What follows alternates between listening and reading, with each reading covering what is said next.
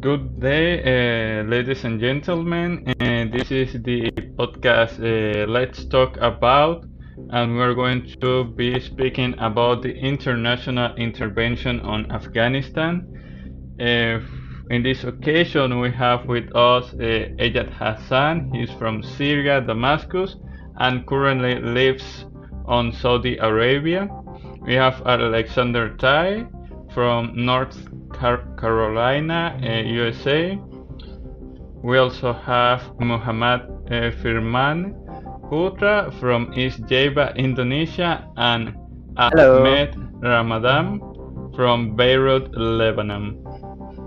Okay, so to start, we're going to talk about the Soviets when they were trying to establish their influence on Afghanistan. They were trying to set something like a puppet state on that territory, and when that failed, they did a military invasion to Afghanistan. That started when in the 19th century we had the United Kingdom that was fearful of Russia intervening in Afghanistan. We had a rivalry called the Great Game. The Soviet Union was constantly trying to influence on Afghan politics and gave them some economic support. And then we have the United States start selling weaponry to Pakistan and nearby countries to try to lessen the influence of this communist bloc on that area.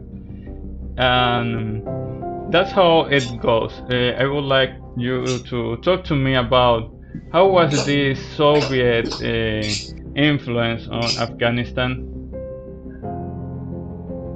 Maybe Mr. Iyad here can start the discussion because he more know about it. Yeah, it kind of all started when a revolution happened in Afghanistan and the communist-backed government were about to fall. And that raised some concern in the Soviet leadership to intervene to help their puppet state stay in power. Because the last thing that the Soviet Union wanted at that time is a new front to fight in, especially a front that is very unstable, like the Afghani front. What's so hard about that is that the people of Afghanistan are not necessarily communists. They don't agree with communism, so it was very difficult for them to rule as a communist government. So they needed direct military intervention. That's what's going on in the mindset of Soviet leadership. Yeah, for me, in my mind, is just like those. Yeah, back in the day, the Soviet trying to expand their communism like everywhere. They expanded in the Europe and the Asia and everywhere. And then one of them is this place, Afghanistan. And then I think they cannot negotiate. Am I right? Yeah, they cannot negotiate with these people that we will build a communist country. This Afghanistan, but it's not going good.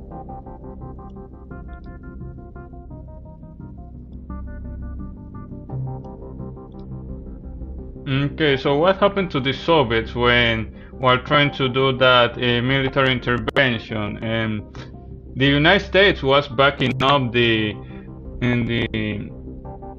revolutionaries on that time, the Mujahideen. Oh, Is that right? yes, of course, because Soviet and America is, they are enemies, and then whoever my enemy is my enemy. So then when the Soviet came to Afghanistan, the America providing supplies to this fighter. It's called Mujahideen in Afghanistan. Actually, in my opinion, I want to add on what Muhammad said. The Afghanistan militants would have probably never won if it wasn't for American intervention and American military aid. They sold them so many weapons, and sometimes they just directly lend-lease them for free. just to fight off the Soviet invasion, and it was very successful. Obviously, Soviets eventually forced to pull back, and it was a catastrophic invasion.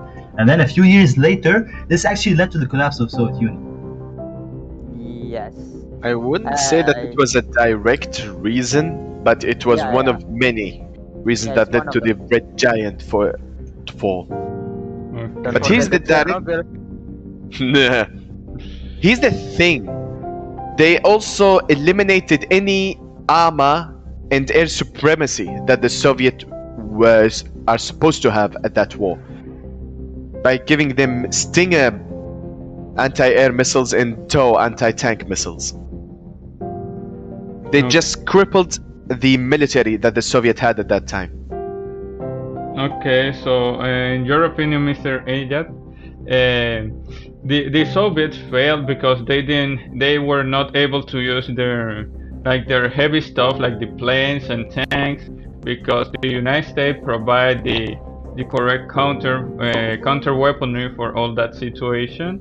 In my opinion, they failed thanks to several reasons. One of them, and in my opinion the main reason, is the terrain. Yeah, it's mountain. Indeed, it prevented them from using their equipment effectively, especially their tanks, since they lack the gun elevation to be used in the mountains, and also air supremacy, because the mountainous terrain is just say not revealing enough for airstrikes to be accurate as they are supposed to be. Sorry to interrupt. I think it's very cool, but we should probably focus more on the political side and the military. Yeah. Okay, plowing through. The second reason that the army is made from conscripts, i.e., not professional enough for a war like that.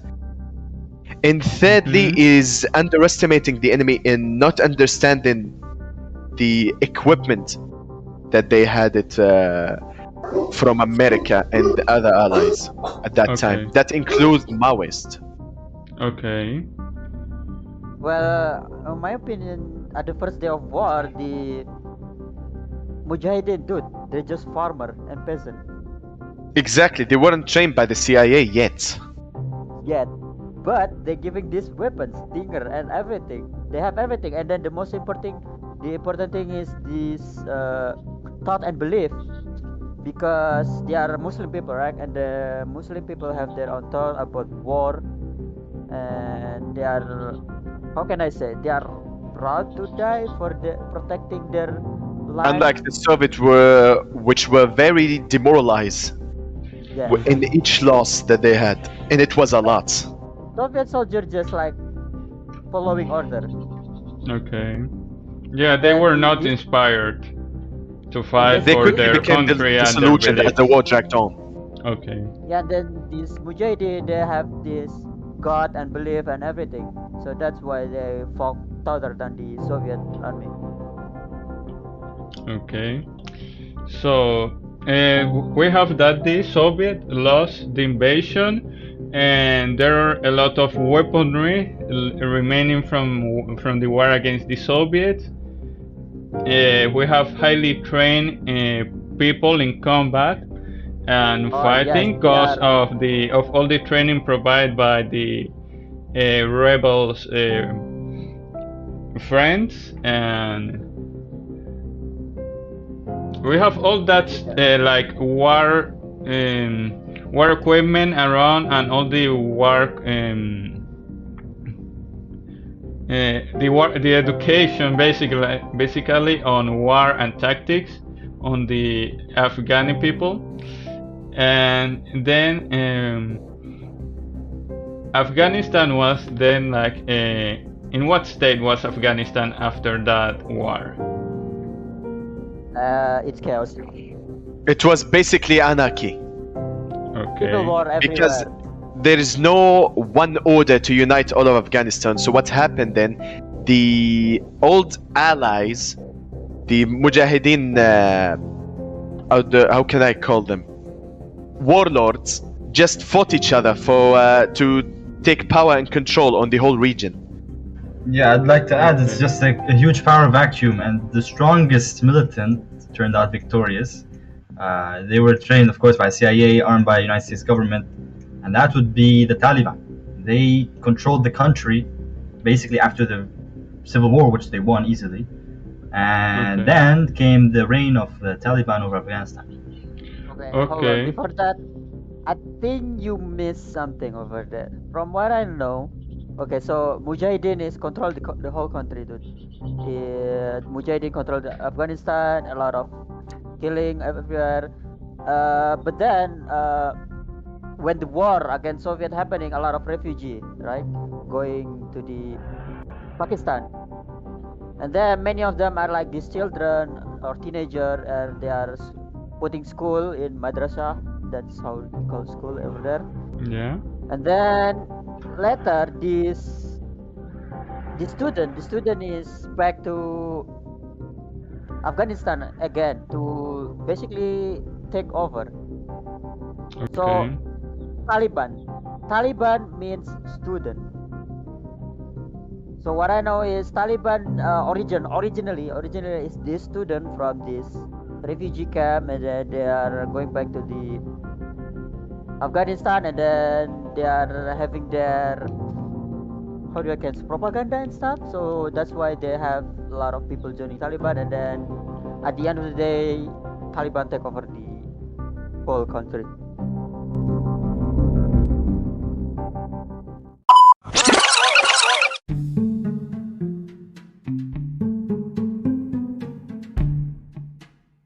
Thank you, gentlemen. It was a pleasure to have you participating in this podcast episode. We're going to make a stop here, finishing the topic on Russia's presence at Afghanistan. Thank you for hearing us, and it will be until the next time.